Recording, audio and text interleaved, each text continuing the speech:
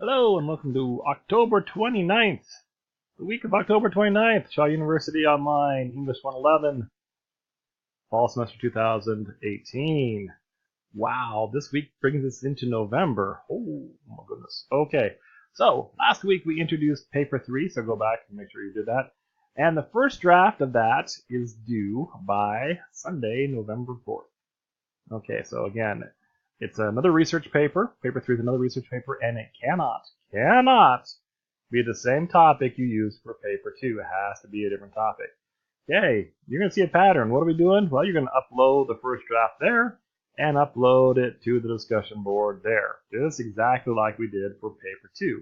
Again, we are practicing the skills of writing a research paper. So when you leave English 111, you're going to have this down.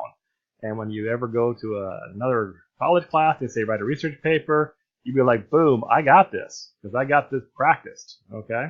So that's what we're doing this week. So you finish the first draft of paper 3, again, full MLA formatting, full works cited page, everything. Put a lot of time and effort into the first draft, submit it there, same file, 2 different places, so that we can give you feedback and you can work on that. You'll use that for the final version.